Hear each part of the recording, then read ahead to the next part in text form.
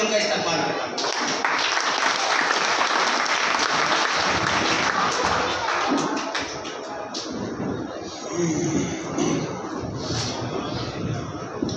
مولانا کعب رشیدی صاحب، مولانا کعب رشیدی صاحب، ہندوستان یوم آزادی جمعیت علماء ہند بالعالمین والصلاة والسلام على رسوله النبی الکریم وعلى آلہ وصحبہ اجمعین وعلى من تبعهم بإحسان إلى يوم الدین۔ اما بعد، آج کا یہ پروگرام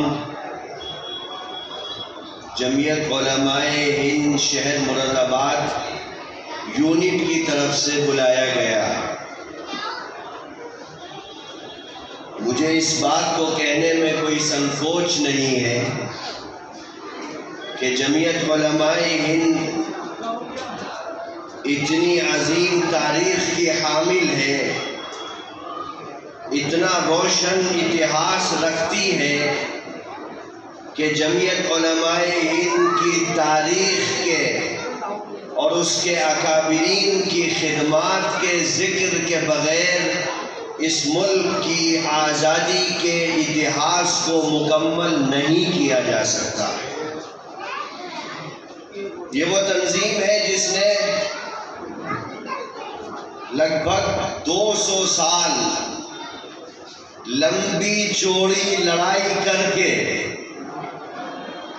ایک تحریک کی قیادت کر کے 1947 میں اس ملک کو آزاد کرایا ہے۔ ہمارا یہ شہر خود 1857 کی جہاد آزادی کا بہت بڑا گواہ بھی رہا ہے۔ مولانا ابوالکلام آزاد رحمۃ اللہ علیہ اس ملک کے بارے میں کہتے ہیں کہ جب میں حیدرآباد سے دلی کے لیے چلتا ہوں تو ہر 100 کلومیٹر پر میں ہندوستان کی تہذیب اور سنسکرتی کو الگ پاتا ہوں، تو مجھے ایسا لگتا ہے کہ میں ایک ملک نہیں بلکہ کئی ملکوں کو کراس کر کے بھارت کے نیشنل کیپٹل میں جا رہا ہوں۔ یہاں پر آپ کو بہت سارے مذہب کے لوگ بھی ملیں گے، بہت سارے کلچر کو اپنانے والے لوگ بھی ملیں گے، بہت ساری زبانوں کے بولنے والے لوگ بھی ملیں گے، لیکن ہر مذہب کا آدمی، ہر کاسٹ اور لینگویج کو اپنانے والا آدمی کسی اور ملک سے نہیں آیا، بلکہ اس نے بھارت کی مٹی سے ہی جنم لیا ہے۔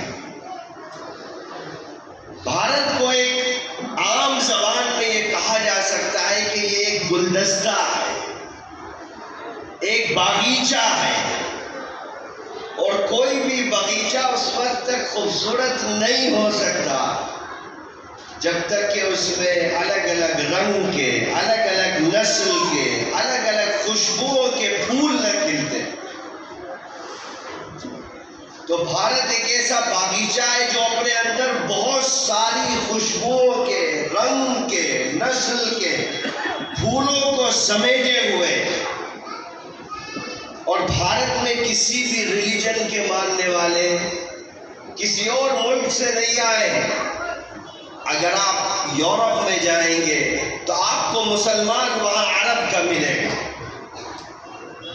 اگر آپ عرب میں جائیں گے وہاں پر اگر آپ کو کرسچن ملیں گے یا نان مسلم ملیں گے تو وہ یہاں کے ملیں گے، انڈین سب کانٹیننٹ سے جو لوگ گئے ہوں گے وہ ملیں گے، لیکن آپ کا ملک دنیا کا واحد ملک ہے جہاں پر ہر مذہب کے ماننے والا شخص فخر اور گرو کے ساتھ یہ کہہ سکتا ہے کہ میں کسی دوسرے ملک سے نہیں آیا ہوں، بلکہ میں نے ایک آزاد شہری کی حیثیت سے اس دھرتی پر جنم لیا۔ یہ خصوصیت صرف آپ کے ملک کو دنیا میں حاصل ہے، کوئی اور ملک کھڑے ہو کر دنیا میں یہ نہیں کہہ سکتا کہ ہمارے پاس اتنے ریلیجن کے ماننے والے لوگ ہیں جو یہیں سے پیدا ہوئے۔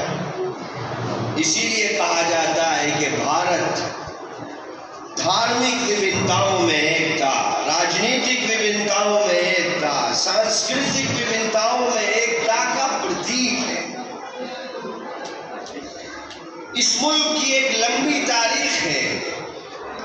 آج جس دور میں ہم کھڑے ہوئے ہیں، جشن آزادی منا رہے ہیں، یہ آزادی ہزاروں بلیدانوں اور قربانیوں کے بعد ملی۔ ہم نے اور آپ نے غلامی کے اس کالے اندھیرے کو نہیں دیکھا ہے، غلامی کے اس دور کو نہیں دیکھا ہے جس نے ہزاروں جوانوں کو اپنا لقمہ بنا لیا، جس غلامی کے دور میں ہزاروں بچوں کو یتیم کر دیا، سینکڑوں عورتوں کو بیوہ کر دیا، جس غلامی کے دور نے دلی سے لے کر کے پشاور تک اس ملک کا کوئی درخت ایسا نہیں چھوڑا تھا جس پر کسی عالم دین کی گردن نہ لٹکی ہوئی ہو۔ اس غلامی کی بھیانک تاریخ کے نتیجے میں 1947 میں آزادی کا سورج طلوع۔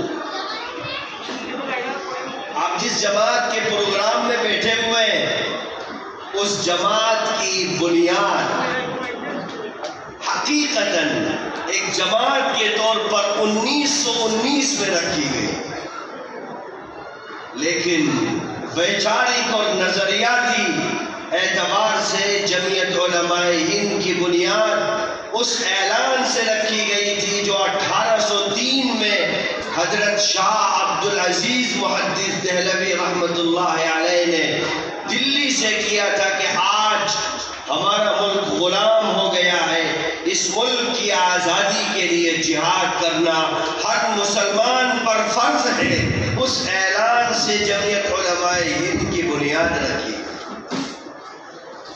اور پھر آپ دیکھو پورے ملک کے اندر طوفان آ گیا، سیلاب آ گیا، ایسا لگتا ہے پکڑ پکڑ کر کے داڑھی ٹوپی والوں کو، انگریزوں کے خلاف علم بغاوت کو بلند کرنے والوں کو گرفتار کیا جانے لگا، پھانسیوں کے پھندوں پر لٹکایا جانے لگا، حضرت شاہ صاحب کے جسم پر چھپکلی کے زہر کو مل دیا، ان کے شاگردوں کو گرفتار کر لیا گیا اور بغیر کسی انویسٹیگیشن کے سزاؤں کا اعلان کیا گیا۔ وہ انگریز حکومت جس کے دور میں اس کا انچارج اور آرمی چیف کہا کرتا تھا کہ ہماری حکومت میں سورج غروب نہیں ہوتا، جمعیت علماء ہند کے لوگوں نے اس حکومت کو للکارا۔ اور پھر میں مختصر کروں گا تاریخ کو، آپ آگے چلیے، بہت سارے لوگوں نے اپنی جانوں کا نذرانہ پیش کیا، اور باپو نے، مہاتما گاندھی نے جب ملک کی آزادی کے بعد پہلا جشن یوم آزادی منایا جا رہا تھا، تو مہاتما گاندھی دلی سے تقریباً 2000 کلومیٹر دور کولکتہ کے اندر حیدری منزل میں بیٹھے ہوئے تھے۔ دلی سے ان کو لیٹر لکھا گیا کہ آپ آئیے، آپ کے سنگھرش کے نتیجے میں، آپ کے نیترتو کے نتیجے میں آج ملک کو آزادی کا خواب پورا کیا جا رہا ہے، آپ دلی کے اندر آئیے۔ تو باپو نے وہاں سے ایک چٹھی لکھی اور کہا تھا کہ جس ملک کے اندر آزادی کے بعد بھی کئی لاکھ لوگ دھرم کے آدھار پر، ریلیجن کے آدھار پر، مذہب کے آدھار پر لڑ رہے ہو، باپو اس دیش کی جشن آزادی کا حصہ نہیں بنے۔ یعنی گاندھی جی نے ایک میسج دیا تھا کہ آزادی کا مطلب صرف جشن منانا نہیں ہے. آزادی کا مطلب بھارت کے ایک ایک حصے میں، گاؤں میں، شہر میں، علاقے میں، قصبے میں، محلے میں امن و شانتی کے واتاورن کو پیدا کرنا.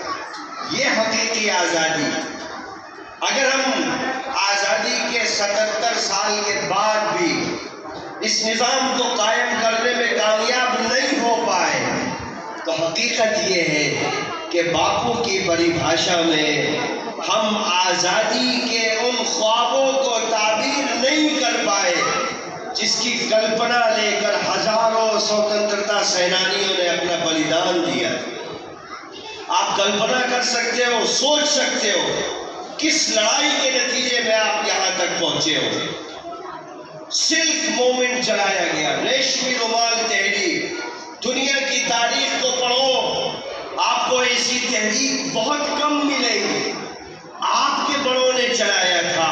جب ملک کے اندر ہر طرف سے ناکامی ہاتھ آئی تو اس وقت دارالعلوم دیوبند کے پہلے اسٹوڈنٹ شیخ الہند حضرت مولانا محمود حسن دیوبندی رحمت اللہ علیہ نے ایک تحریک چلائی تھی، ایک مشن چلایا تھا اور یہ طے کیا تھا کہ بھارت کے باہر جا کر کے تیاری کی جائے گی، فوج بنائی جائے گی، جلا وطن حکومت کا قیام عمل میں لایا جائے گا اور ساری دنیا سے مدد لی جائے گی.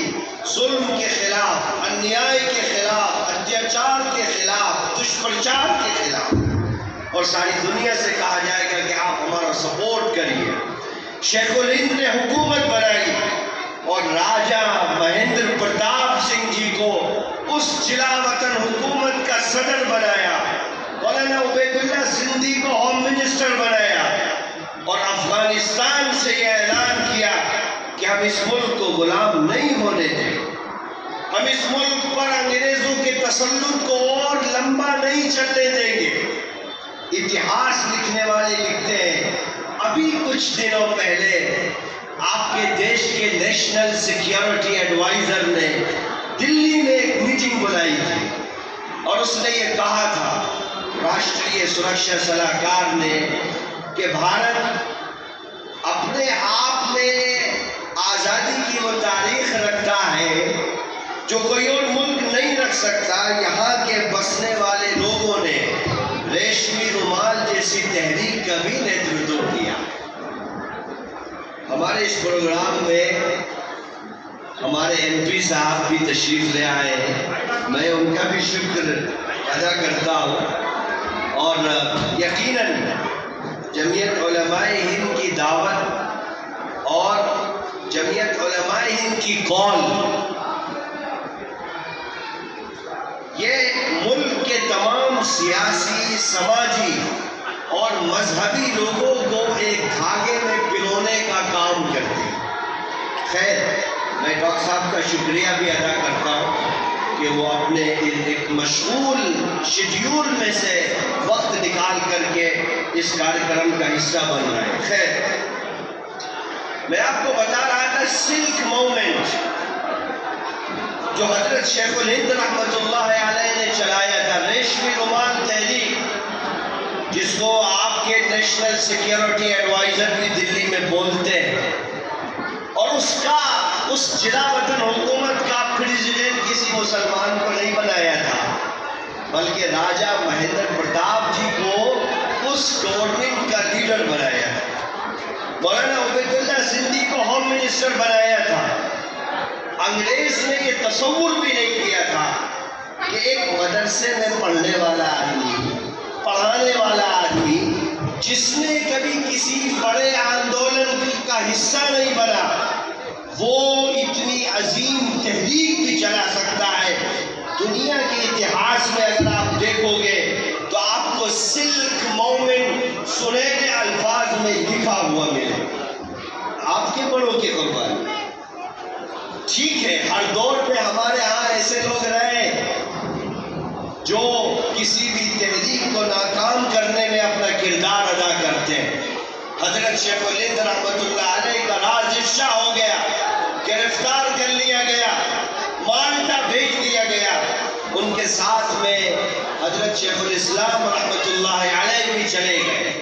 آپ کلپنا کر سکتے ہو وہ آدمی جو مالٹا میں کئی سال گزار کر کے جب ممبئی کی بندرگاہ پر آتے ہیں، وہی شیخ الہند رحمۃ اللہ علیہ جو دارالعلوم دیوبند میں قرآن پڑھایا کرتے تھے، حدیث پڑھایا کرتے تھے، اسلامک جورسپروڈنس پڑھایا کرتے تھے، لا پڑھایا کرتے تھے، ان کے پاس ایک نواب آتے ہیں۔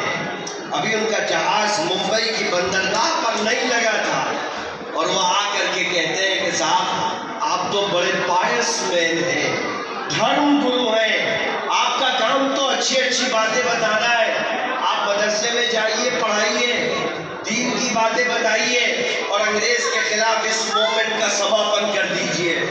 وہ بوڑھا آدمی جس کے جسم میں انگریز کے ظلم کو برداشت کرنے کے نتیجے میں اب طاقت نہیں بچی تھی، وہ اٹھ کر کے کھڑا ہو جاتا ہے اور نواب صاحب سے کہتا ہے کہ نواب صاحب، میں جس ملک کا رہنے والا ہوں اس ملک میں انگریز کی حکومت ہے، جس ملک میں انگریز کی حکومت ہو وہاں محمود حسن کو جینا تو جینا، مر کر دفن ہونا بھی گوارا نہیں۔ میں جاؤں گا، پورے ملک کا دورہ کروں گا، اگر میرا جسم جواب دے دے گا میں چارپائی پر لیٹ جاؤں گا، اپنے شاگردوں سے کہوں گا کہ میری چارپائی اٹھاؤ اور بھارت کے گاؤں گاؤں میں لے کر کے جاؤ، ہر گاؤں میں جا کر میں یہ اعلان کروں گا کہ انگریز کی غلامی حرام ہے اور اس حکومت کے خلاف جہاد کرنا ہر مسلمان پر فرض ہے۔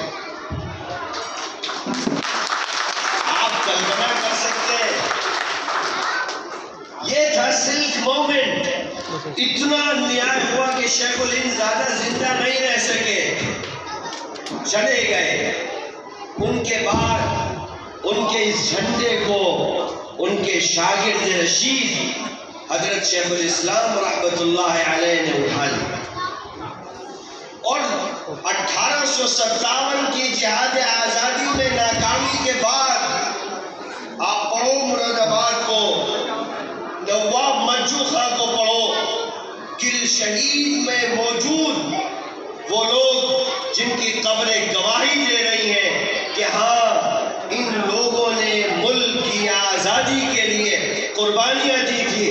رامپور کے نوابوں نے سرنڈر کر دیا تھا انگریزوں کے سامنے، لیکن میرا اور آپ کا شہر آزادی کی وہ عظیم تاریخ رکھتا ہے جس نے غلامی کے مقابلے میں پھانسی کے پھندوں کو قبول کیا اور اپنی جانوں کا نذرانہ پیش کیا، انگریزوں کے سامنے سرنڈر نہیں کیا۔ یہ آپ کے آبا و اجداد کی تاریخ۔ اور ایک بات اور سناتا چلو، حضرت شیخ الہند رحمۃ اللہ علیہ جب مالٹا سے آئے تو ان کا ایک سواگت ممبئی میں ہوا، جہاں پر گاندھی جی، موتی لال نہرو جی، جواہر لال نہرو جی اور ہزاروں کی تعداد میں لوگ ان کا سواگت کرنے کے لیے ممبئی کے ساحل پر پہنچے۔ وہی شیخ الہند جب آپ کے شہر میں آتا ہے تو آپ کے شہر کے لوگ ایک بگی بنواتے ہیں، شیخ الہند کو اس پر بٹھاتے ہیں اور آپ کے آبا و اجداد اس بگی کو اپنے کندھوں پر اٹھا کر مراد آباد کی گلیوں میں شیخ الہند کا دورہ کراتے ہیں اور کہتے ہیں کہ ہم آپ کو اس زمین پر چلنے نہیں دیں۔ یہ تو آپ کا اتحاس ہے، یہ کسی اور کا نہیں ہے، آپ کا اتحاس ہے۔ وہ شیخ الہند اپنی لڑائی کا جھنڈا دے کر کے جاتے ہیں مولانا مدنی کے ہاتھ میں، جو مولانا ارشد مدنی صاحب کے فادر ہیں، جنہوں نے 13 سال اس ملک کی آزادی کے لیے جیل میں گزارے، جن کے جیون کا ہر تیسرا دن بھارت کو غلامی سے نجات دلانے کے لیے جیل کی کالی کوٹریوں میں گزرا ہے۔ انہوں نے شیخ الہند کے اس جھنڈے کو بلند کیا۔ اور کراچی کے اس واقعے کو پڑھو جب شیخ الاسلام علیہ الرحمہ نے یہ اعلان کیا کہ یہ انگریز گورنمنٹ مسلمانوں کے خلاف، دیش کے خلاف، یواؤں کے خلاف، مہیلاؤں کے خلاف اتیاچار کر رہی ہے، اس کی فوج میں بھرتی ہونا مسلمان کے لیے جائز نہیں ہے، حرام ہے، ان کو انگریز عدالت نے طلب کر لیا۔ آپ کلپنا کر سکتے ہو، پوری عدالت فوج اور پولیس سے بھری ہوئی تھی، بندوقیں اٹھی ہوئی تھی، وہ یہ سمجھتے تھے کہ یہ ہمارا سب سے بڑا دشمن ہے۔ شیخ الاسلام مولانا مدنی علیہ رحمہ عدالت کے اندر داخل ہوئے اور انگریز جج نے ان سے کہا کہ صاحب آپ نے اس طرح کا کوئی اسٹیٹمنٹ دیا ہے، کوئی اور ہوتا تو کہتا صاحب میں اپنا مانسک سنتولن کھو چکا تھا، اس لیے مجھے نہیں پتا میں نے کوئی ایسا اسٹیٹمنٹ کیا۔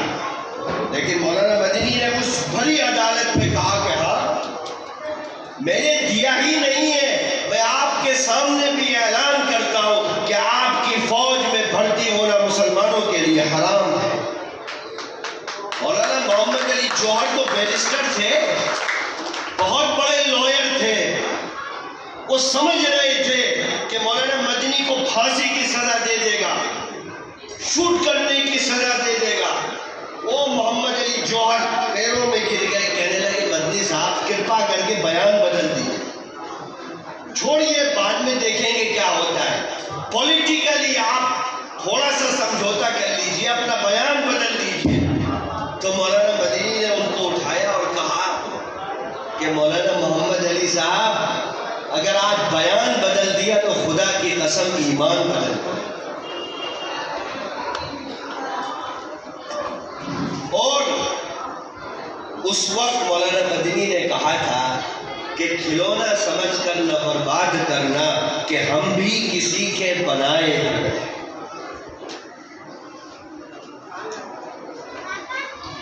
اور پھر اسی پر بس نہیں کیا، ایک شعر اور پڑھا، فرمایا مسائل میں الجھ کر مسکرانا میری فطرت ہے، مجھے ناکامیوں پر اشک برسانا نہیں۔ اور جج سے کہا کہ جب میں دیوبند سے چلا تھا تو اپنا کفن لے کر کے آیا تھا، میں تمہاری ان گیدڑ بھپکیوں سے ڈرنے والا نہیں ہوں۔ بالآخر ساری حکومت سرنڈر کر گئی اور پھر کہا کہ ذرا غور سے سنیے گا، اگر آپ یہ چاہتے ہیں کہ اس ملک میں قرآن کو ختم کیا جائے، حدیث کو ختم کیا جائے، اسلامی قوانین کو ختم کیا جائے، فقہ کو ختم کیا جائے، تو اس کے خلاف ہم لڑائی لڑیں گے، اور اس لڑائی میں سب سے پہلے حسین احمد مدنی اپنی جان کا نذرانہ پیش کریں۔ یہ آپ کے بڑوں کی تاریخ ہے، اور میں بول رہا ہوں ایسا نہیں ہے۔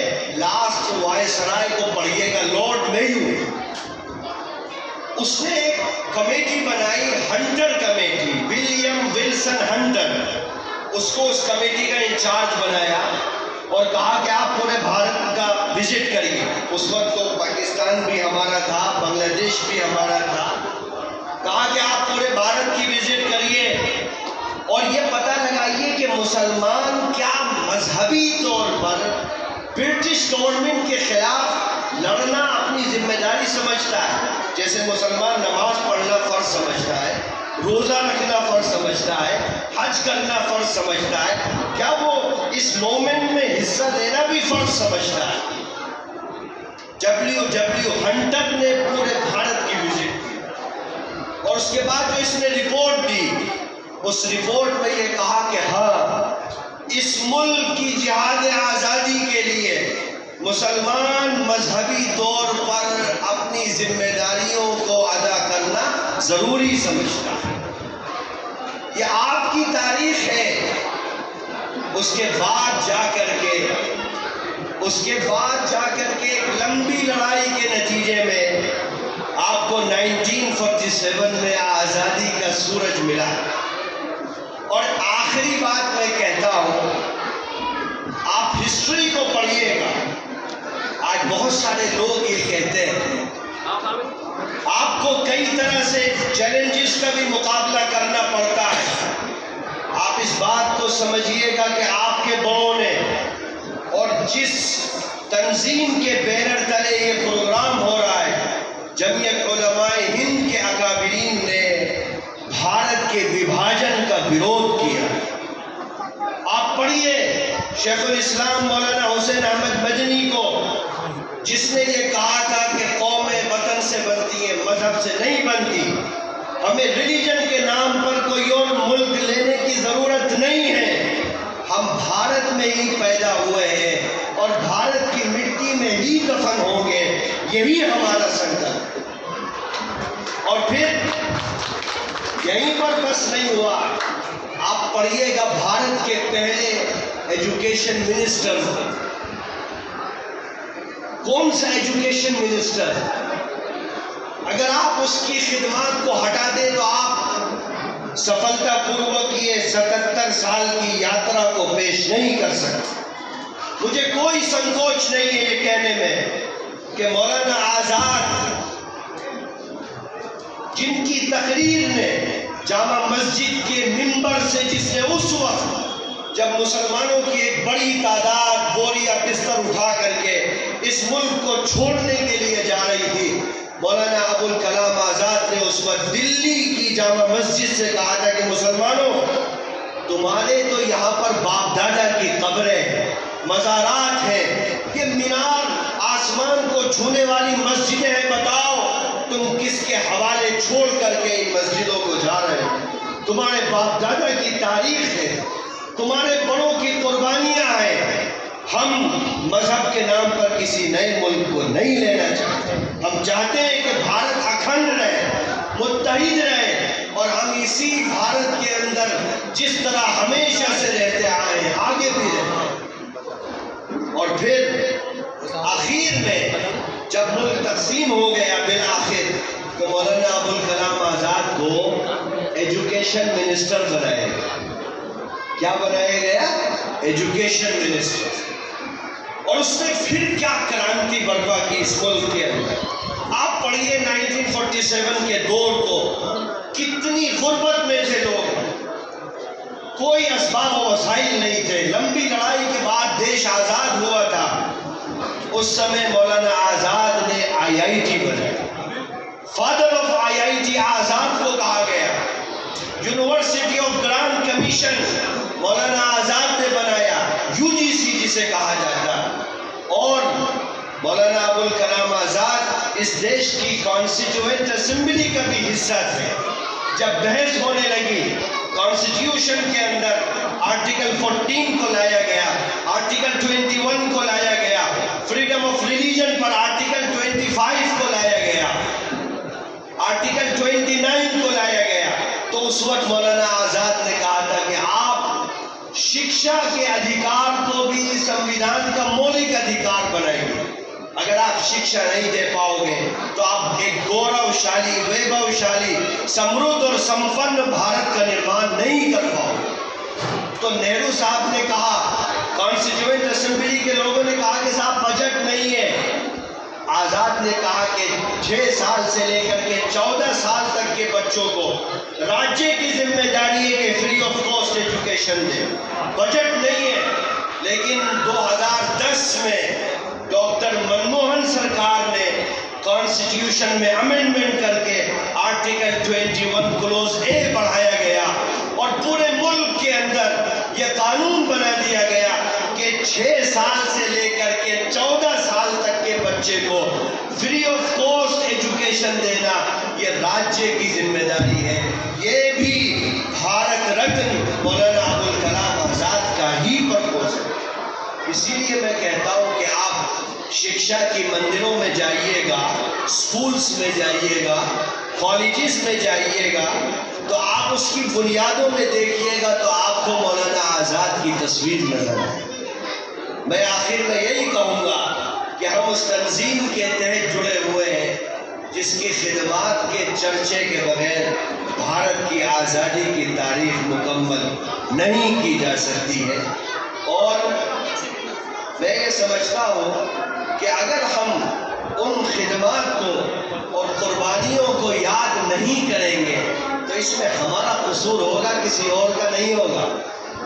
ہم ہی وہ جماعت اور وہ تنظیم ہے جو روشن قربانیاں بھی رکھتی ہے اور فریڈم فائٹرز کی ایک لمبی لسٹ بھی رکھتی ہے۔ میں تمام جوانوں سے کہوں گا، یواؤں سے کہوں گا، آپ کے کندھوں پر ذمہ داری ہے، اس تاریخ کی حفاظت کرنا یہ آپ کا کام اس ملک میں عزت، عافیت، امن و سکون کے ساتھ رہنا نصیب فرما، اور جس طرح ہمارے پوروجوں نے، بڑوں نے اس ملک کے لیے اپنی خدمات پیش کی تھی، ہمیں بھی اس ملک کے تحفظ اور بقا کے لیے اپنی خدمات پیش کرنے کی توفیق عطا فرما۔ وآخر دعوانا ان الحمد للہ رب العالمین۔